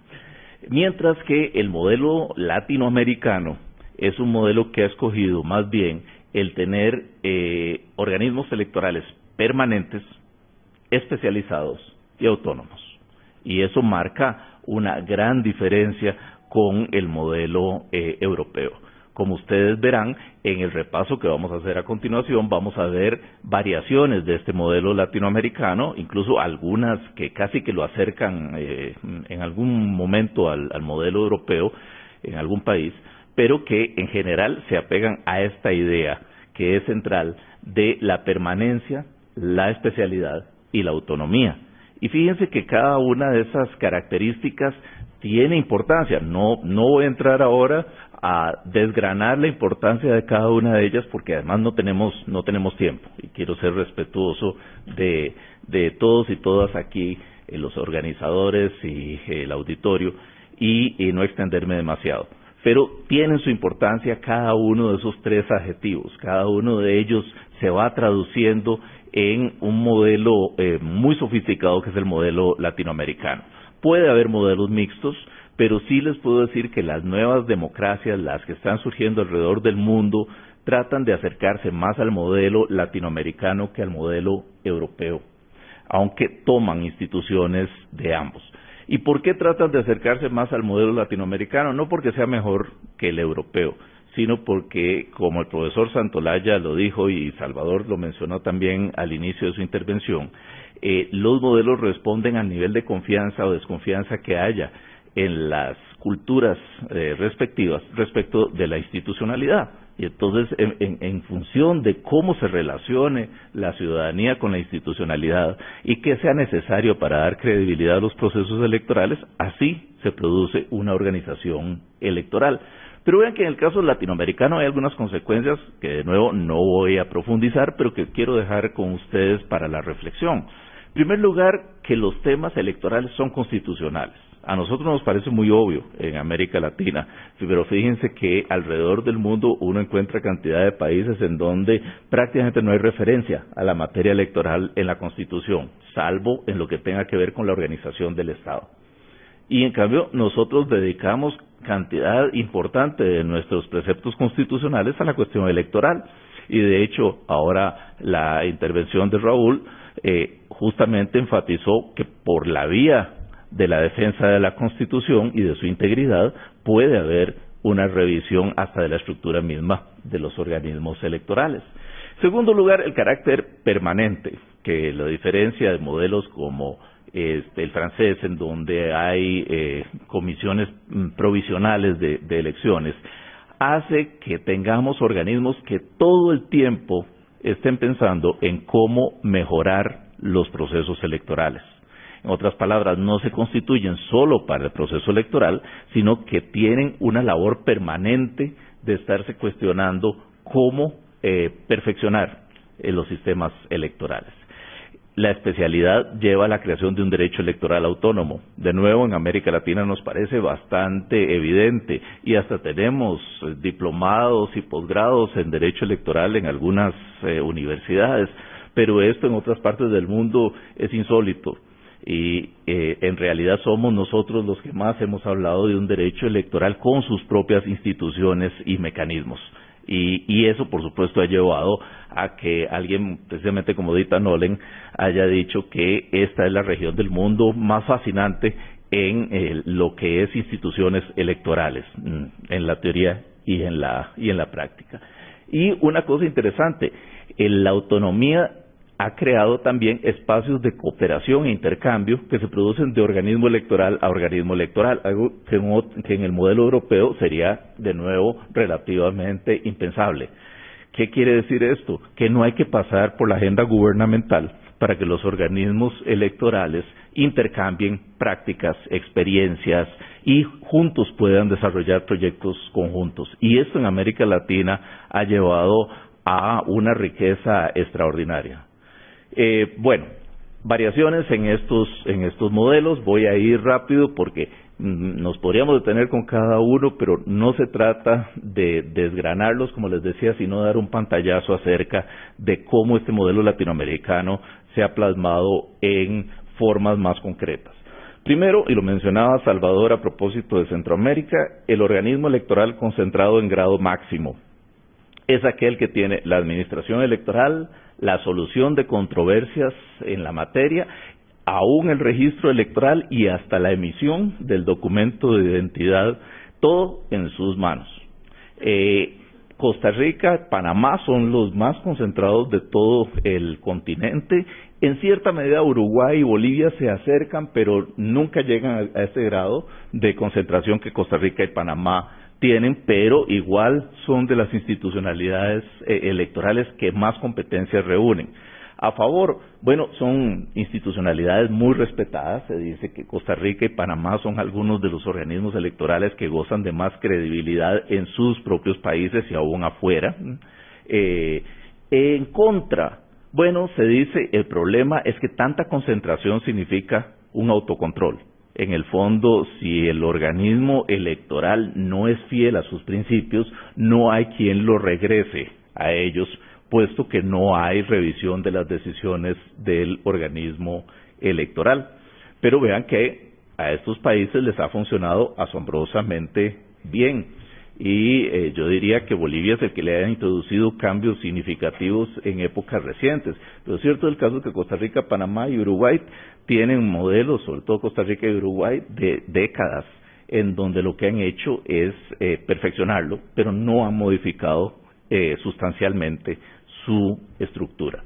Luego tenemos organismos electorales concentrados en grado medio. Esto también van a encontrar aquí a la mayor parte de Centroamérica. De nuevo tienen la administración y tienen la resolución de controversias en sus manos, pero el registro civil ya les ha sido separado. Honduras, El Salvador y Guatemala optaron por este modelo, diciendo es demasiada concentración de funciones, hay que separar lo registral. Les cuento que la experiencia no ha sido la mejor en estos tres países y justamente los tres han tenido que elaborar protocolos que garanticen la conexidad, la conexión entre el registro civil y el registro electoral, porque si no tienen ustedes un registro electoral que depende de las imperfecciones que se den en el registro civil. El caso de Guatemala, eso ha traído consecuencias serias incluso para la realización de elecciones, dada la disparidad de los cronogramas que usó el registro civil con los que usó el Tribunal Electoral. Pero además, esto, si bien permite que los registral se desarrolle técnicamente por aparte, sigue manteniendo una alta concentración entre los organismos electorales. Ahora pasamos a los organismos electorales desconcentrados. Modelos como el de México o el de Chile, en donde fundamentalmente tenemos un organismo para la administración electoral autónomo, menos autónomo en Chile que en México, y luego una sección autónoma del Poder Judicial para la resolución de las controversias. Este modelo, como veremos después, también guarda relación con las respectivas constituciones. Tenemos el caso de Colombia. Colombia nos agrega una complejidad adicional. Tenemos que en Colombia el encargado del registro también se encarga de la mayor parte de la administración electoral, que es la registraduría, pero tenemos un consejo electoral con importantes atribuciones en lo que tiene que ver con la interpretación de las normas y la realización de los escrutinios, entre otras competencias. Pero introducimos la figura del Consejo de Estado, que es en última instancia la que resuelve algunas de las controversias electorales. O sea, ya ahí tenemos un esquema un poquito más complejo. Puse por aparte a Ecuador y República Dominicana, como bien lo dijo Salvador, y con eso me ahorró la explicación. Estos son cambios recientes. Los dos países tenían un organismo electoral concentrado, ahora han optado por tener el mecanismo desconcentrado y tener la administración electoral en manos de uno autónomo y la resolución de conflictos en las manos de otro igualmente autónomo. Perú nos agrega una complejidad mayor. Conste, no estoy tomando todos los países de América Latina porque para efectos, digamos, de ilustración, no nos es necesario, en realidad repiten alguno de estos modelos. Perú agrega 3 organismos electorales, separa al registro civil y le da funciones electorales, el RENIEC, y crea la OMPE y el Jurado Nacional de Elecciones, que el primero tiene la administración y el segundo la resolución de controversias, pero el asunto es bastante más complejo en Perú de lo que esa frase podría revelar. A favor, bueno, aquí es donde se trata de evitar la concentración de poder y de decisiones, y se garantiza que entonces haya un cuerpo que pueda vigilar lo que el primero decidió en materia electoral. En contra, con mucha franqueza, y como les digo, no hay modelo perfecto, siempre a todo modelo le vamos a encontrar algún tema por donde criticarlo, poderlo mejorar o repensarlo. Lo cierto del caso es que se requiere una descripción, una definición muy clara de funciones, o si no empiezan a aparecer áreas grises en donde no se sabe si la competencia es de uno o de otro o de ambos, y eso puede llevar a algunas desavenencias, algunas muy públicas, y quienes estén aquí de esos países sabrán que no siempre es tan fácil determinar hasta dónde llega la competencia de uno y empieza la competencia de otro.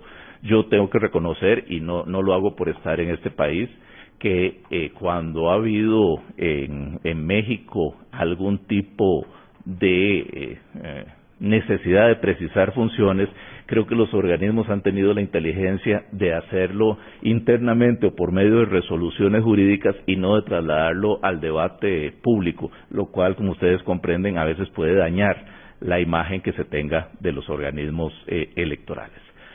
Este lo puse como modelo distinto, que es el caso de Argentina, porque si bien seguimos teniendo un organismo electoral que concentra importantes atribuciones en materia electoral, que es la Cámara Nacional Electoral, también es el único caso en América Latina en donde muy claramente se encomiendan funciones electorales a una rama del Ejecutivo, al Ministerio del Interior.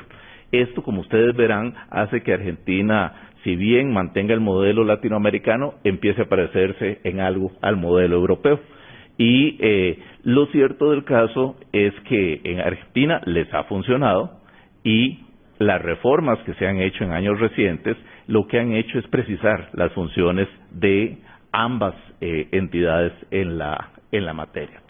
Bueno, este es un tema que también ya algo se mencionó, no me voy a extender sobre él en aras del tiempo, pero lo cierto del caso es que muy a menudo los organismos electorales en América Latina, sobre todo los que llevan el nombre de jurado, tribunal o corte, suelen tener un carácter definitivo en las resoluciones que emiten. Esto, en teoría, significa que la materia electoral no es revisable en otras instancias. En la práctica ha resultado que sí, y Salvador ponía ejemplos de Centroamérica. Les podría decir que yo solamente conozco los casos de Costa Rica y de Panamá, que han defendido el que sus resoluciones sean definitivas en materia electoral. En los demás países, de una forma o de otra, la jurisdicción de la Corte Suprema de Justicia o la Constitucional ha empezado a plantear temas de revisión.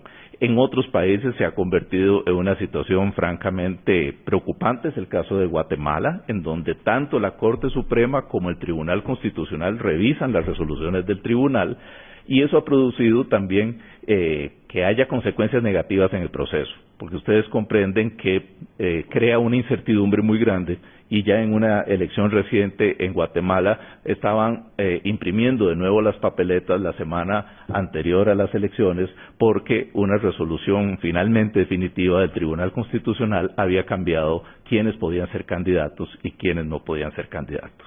Como ustedes comprenden, el tema de la certeza es un tema importante. Bueno, ahí pongo el modelo venezolano, que es bien interesante, porque a pesar de que califica al órgano electoral como un poder del Estado, lo cierto del caso es que buena parte de sus resoluciones son revisables hasta por una sala electoral que tiene la Corte Suprema de Justicia. ¿Cómo explica uno esta variedad de modelos? Y como les digo, me estoy ahorrando países y algunas características particulares. Bueno, fundamentalmente por razones históricas. Costa Rica en 1948-49 vive una crisis tremenda a raíz del intento de desconocer un resultado electoral. Cuando la resuelve, como la resuelve, tratando de fortalecer todo lo que pueda a la instancia electoral y separándola de los demás poderes. Mientras que en Argentina, a pesar de otros cuestionamientos políticos o vicisitudes en la vida de este país, la gente no cuestiona el que el Ministerio del Interior maneje parte del proceso electoral. Eso no les produce necesariamente una falta de credibilidad en el proceso. Jurídicas, bueno, por ejemplo, las características de México o Chile, en donde la resolución de conflictos tiene que darse en el marco de la función judicial. Por eso es que en ambos países los tribunales electorales son una dependencia autónoma del poder judicial. O políticas, que tal vez son las más importantes y que tenían que ver hasta con lo que nos ilustraba ahora Raúl, la experiencia salvadoreña. La relación entre los partidos políticos, el Congreso y los valores predominantes en la ciudadanía. Y eso suele explicar cuál es el modelo de organización electoral que se elige. Tendencia, y con esto prefiero terminar porque tengo ahí otras tendencias que podría agregar, pero quiero concentrarme en esta, que es que en medio de todos los organismos electorales son de los puntos altos en credibilidad en América Latina, aún con sus variaciones, aún con problemas en algunos países, aún con el debate acerca de cómo perfeccionarlos. Lo cierto del caso es que en general gozan de una buena credibilidad. Eso trae aparejada una consecuencia positiva, que es, hay un respeto general a los organismos electorales. Se interpreta en América Latina que invertir en los organismos electorales es importante para invertir también en una mejor democracia. Pero lo que no siempre es tan positivo es que hemos empezado una tendencia en América Latina de acomodar cada vez más atribuciones en manos de los organismos electorales. Primero eran los temas de financiamiento de la política, después, por ejemplo, los temas de participación de la mujer, los temas ahora del papel de los medios de comunicación, y vean que en México ahora ustedes hasta temas de la relación entre lo federado y lo federal también se trasladan a manos del poder, del organismo electoral. Y esto, pues evidentemente revela una fortaleza de los organismos electorales ante la opinión pública. Pero no es posible, y con esto quiero concluir, pretender que todos los grandes temas nacionales, o por lo menos una buena parte de ellos, terminen en las competencias de los organismos electorales. En primer lugar, porque eso es rehuir el debate político esencial de estos temas en una cultura nacional. Y en segundo lugar, porque puede empezar a llevar a los organismos electorales a un momento en donde sean incompetentes, en que se les atribuyan tantas funciones que no puedan llevarlas a cabo, y con eso estaríamos dañando lo que hemos construido a lo largo de décadas y de mucho tiempo en organización electoral en América Latina. Debo decirles que yo aquí admiro y reconozco casos de organismos electorales que han hecho de funciones que les eran atribuidas sin precedentes, como por ejemplo las de el anterior IFE y ahora el INE en materia de control del contenido de los medios de comunicación en el marco de una campaña, una labor admirable de tratar de cumplirla sin infringir por eso la libertad de expresión que se ejerce por medio de los medios de comunicación. Pero lo cierto del caso, veo aquí a mi buen amigo Alberto de la Vida de la Cámara Electoral de Argentina. La Cámara recibió la atribución de revisar el financiamiento de los partidos y tuvo que crear toda una sección contable para que pudiera encargarse de esa parte técnica, porque obviamente los magistrados son magistrados jurídicos y no necesariamente expertos contables.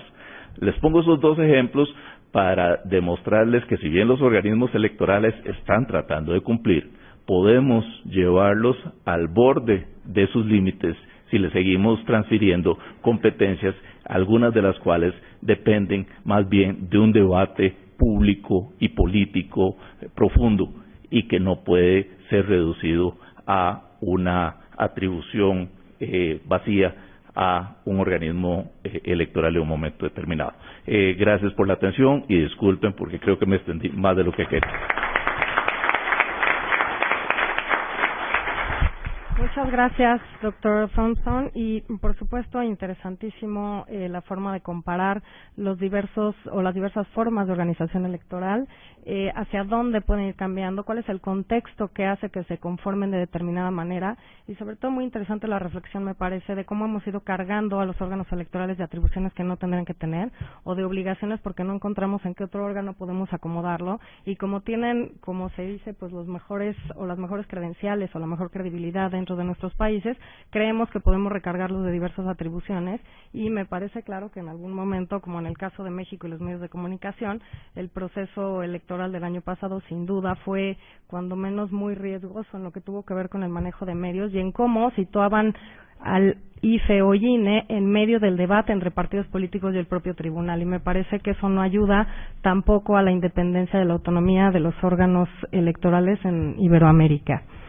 Continuamos ahora con el maestro Gerardo de Icaza, que es abogado, maestro en Relaciones Internacionales y Comunicación, quien cuenta con una amplia experiencia en materia electoral y ha colaborado con lo que fue el IFE y el Tribunal Electoral del Poder Judicial de la Federación, ha asesorado a instituciones federales y estatales sobre cuestiones electorales y de democracia, además de haber impartido diversas cátedras y conferencias tanto en México como en el extranjero. Ha escrito diversos artículos relacionados con la materia electoral y actualmente es el director del Departamento para la Cooperación y Observación Electoral de la Organización de los Estados Americanos. Bienvenido, Gerardo, te cedemos el uso de la palabra.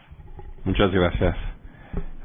Quisiera sumarme a los agradecimientos a todos los organismos que han organizado este seminario y en particular al doctor Diego Valadez y al doctor César Astudillo por la amable invitación y por el éxito de este seminario.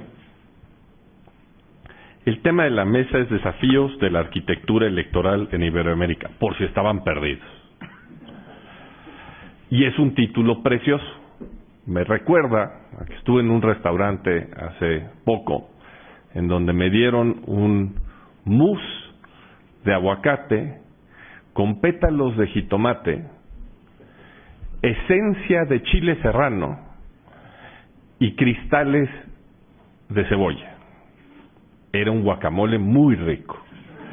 Espero yo, con esta presentación, darles un mousse de aguacate y no un guacamole, porque una de las virtudes de ir al último es que puedo reaccionar a todo lo que se ha dicho, pero una de las desventajas es que el 80% de mi presentación ya la dijeron.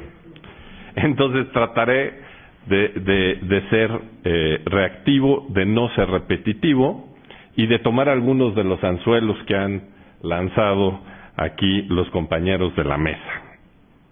Bueno, uno de los temas centrales de los que se ha hablado es sobre la independencia o la partidización de los miembros de los órganos electorales en la región. En ese caso, la Organización de Estados Americanos no ha tenido un criterio uniforme, porque entre otras cosas responde a las necesidades y al contexto político de cada país. Y en esto voy a ser repetitivo en el tema de El Salvador, pero también hablaré del tema de Honduras y de Paraguay, por ejemplo, en donde se han dado estas discusiones. Bueno, los tres casos, el más reciente, y hago referencia a la sentencia que que amablemente leyó y expuso nuestro compañero Raúl Ávila, yo ahí sí estoy en desacuerdo con el criterio. Nosotros tuvimos una misión amplia en El Salvador, en el cual además nos ayudó Salvador Romero como especialista en organización electoral, y llego a la conclusión de que esa sentencia, entre otras cosas por su falta de oportunidad terrible, es una sentencia completamente política. Y es una sentencia política porque además, si no mal entiendo, el presidente ya era su reelección en 2009. Entonces, pues llevaba 10 años siendo magistrado electoral y ahora resulta pues que no. Lo cobijan bajo las nuevas funciones que tuvo el Tribunal de El Salvador, pero el problema no fue ese en El Salvador.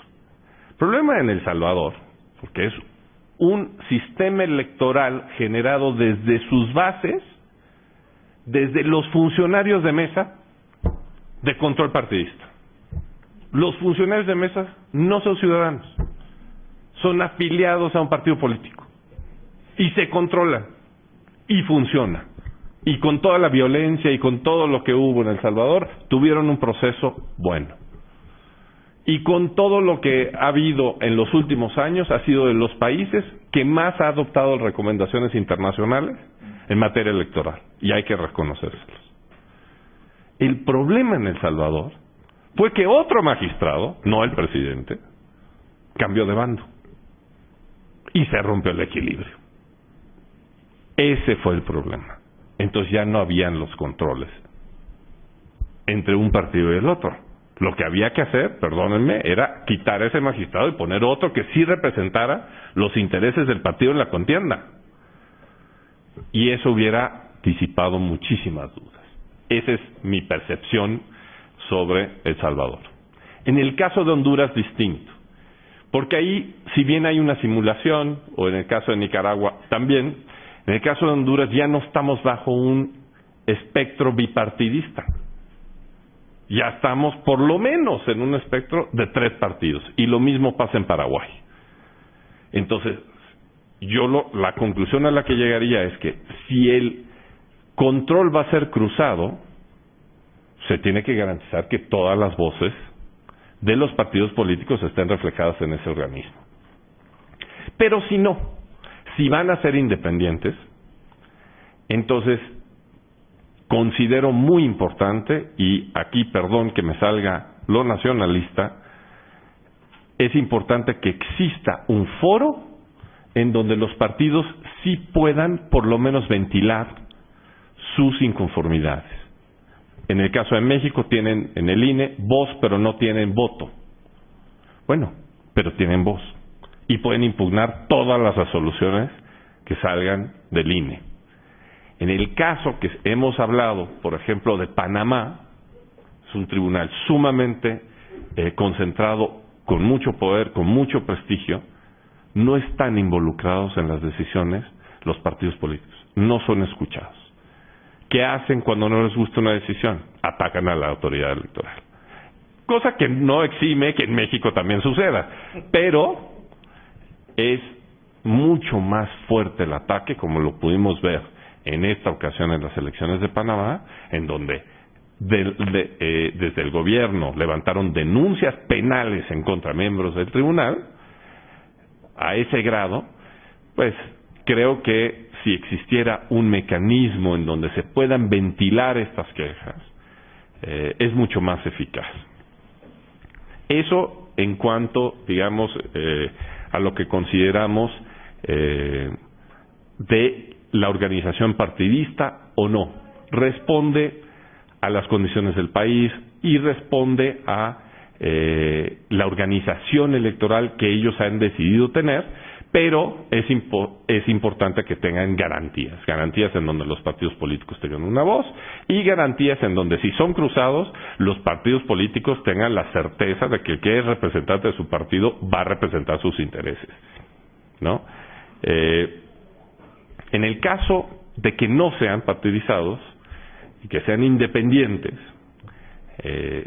debe de existir algún mecanismo de control y de seguimiento para garantizar que no sea una simulación.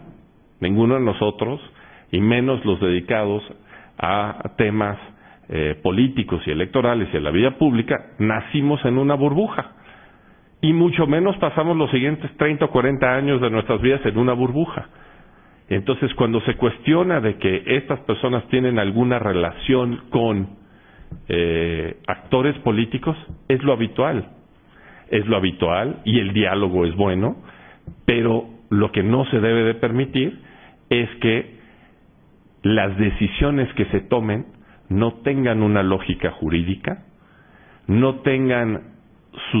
estén sustentadas en las leyes y en las reglas del juego electoral, y si no lo son, que existan mecanismos de denuncia, de retirarlos.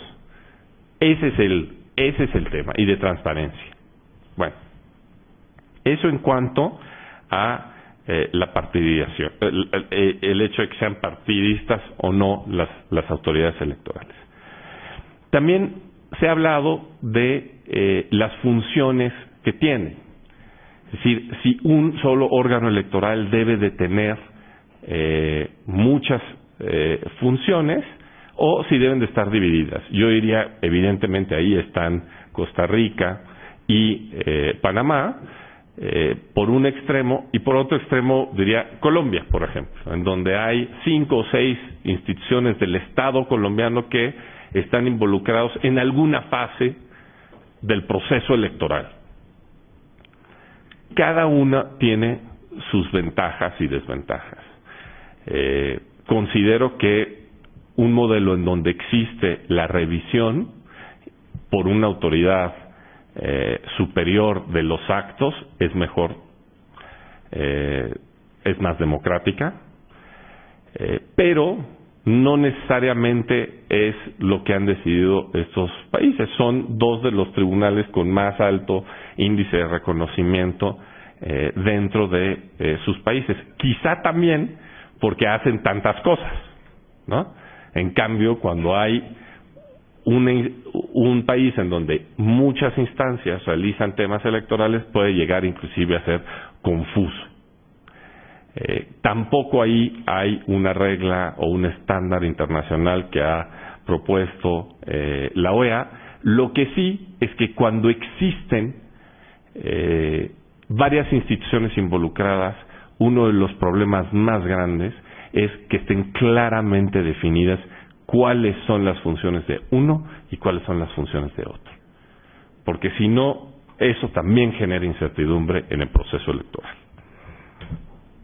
En el caso, y con esto concluyo porque me imagino, no sé si habrá preguntas y respuestas, o si habrá tiempo, pero bueno, mejor porque entonces así puedo decir lo que sea y no se me va a cuestionar, y no lo puedo dejar pasar, es la utilidad de la observación electoral. Evidentemente no lo puedo dejar de pasar porque entre otras cosas perdería yo mi trabajo. ¿La observación electoral es necesaria o no en los países donde, o es solo necesaria en los países donde puede haber una crisis electoral? No. La observación electoral es un mecanismo de muchas cosas. De entrada, la mayoría de los países piden la observación electoral porque es un mecanismo de legitimidad. 2, es un mecanismo de compartir experiencias. 3, no todas las observaciones, pero ciertamente la que hace la OEA, y aquí es el comercial, hace un informe, y ese informe tiene recomendaciones, y luego nuestros proyectos de cooperación se basan en esos informes. Eso puede ser, digamos, desde cosas tan fáciles como hemos recomendado en el pasado que se cambien las mamparas, en donde se hace la votación para garantizar un mejor ejercicio del voto secreto. Pueden ser tan sencillas como esas, o pueden ser sobre equidad de género, o pueden ser sobre financiamiento, o pueden ser sobre una diversidad de materias que ya no tienen que ver con el fraude electoral el día de la jornada electoral. Eso ya en la digamos, de los 35 países de la región, de los 34 que son miembros de la OEA, quizá en uno o dos, y no estoy pensando en ninguno en concreto, es un riesgo. En ningún otro es un riesgo. Decía un gran amigo mío que fue presidente de AIFES, Richard Sudriet, decía, solo un novato se roba la elección el día de la elección.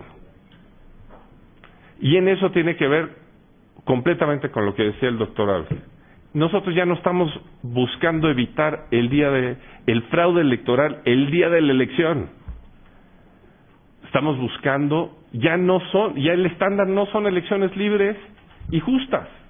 Ya el estándar es la integridad del proceso electoral. ¿De dónde sale el dinero que está financiando campañas políticas exorbitantes como en Panamá? En donde, les doy un ejemplo, 3 millones de votantes y más o menos el partido que estaba en el gobierno se ha de haber gastado como 100 millones de dólares. Un partido. Los otros estimamos entre 60 y 80 millones de dólares cada uno. ¿De dónde sale ese dinero y en qué se gasta? No creo que nada más en banderitas. No sé, pero no creo. Ese es uno, financiamiento. Violencia electoral. Por primera vez en muchos años. En México, en el proceso federal pasado, hubo candidatos únicos en algunos municipios donde hay una alta presencia del crimen organizado. Bueno, no tengo que ser adivino para pensar cuál será el que está, ¿no?, con el crimen organizado. Me imagino, no sé, pero me imagino. Eso es lo que estamos viendo de integridad electoral y que estamos nosotros desarrollando metodologías para observar. Y el último es la intervención gubernamental. El uso de propaganda gubernamental, el uso de programas sociales para la obtención de votos.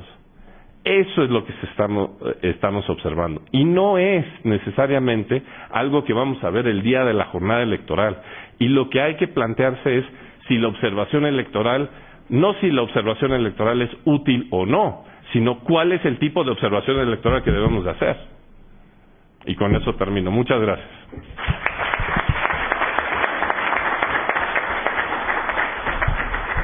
Gracias, maestro de Icaza. Sin duda, las reflexiones en torno a esta mesa nos ayudarán en un seminario como este para tener claramente los derroteros a los cuales tenemos que ir, los retos a los que nos enfrentamos toda Latinoamérica. Me parece que uno esencial es la equidad en las contiendas, que si bien, como dice el maestro de Icaza, no es algo que se ve solamente el día de la jornada electoral, incluye o influye multiplicidad de factores que tienen que ver con un voto libre también de los ciudadanos y que ya no se da en el robo de una urna o en la compra de un voto, que desde luego también es un tema que debe tratarse, pero sin embargo amplía el factor y el tipo de cuestiones que debemos observar como personas interesadas en la democracia, en las cuestiones electorales en toda Iberoamérica, y que nos plantean escenarios claros de diversas autoridades, por ejemplo, electorales. Creo que, salvo las que mencionaron, me parece que era Ecuador y República Dominicana, que han variado el sistema o la forma en que tienen diseñada a la autoridad electoral, las demás lo que hemos hecho es tratar de reforzar las autoridades electorales tal cual las tenemos, y creo que todas con un único objetivo, que la organización electoral ya no sea un problema, sino que sea un pilar en la consolidación democrática de nuestros países, y es por eso que les agradezco a cada uno su presencia en esta mesa, sus ponencias, y me permito además darles a nombre del Instituto de Investigaciones Jurídicas y de todas las organizaciones participantes sus reconocimientos por haber estado en esta mesa. Muchas gracias.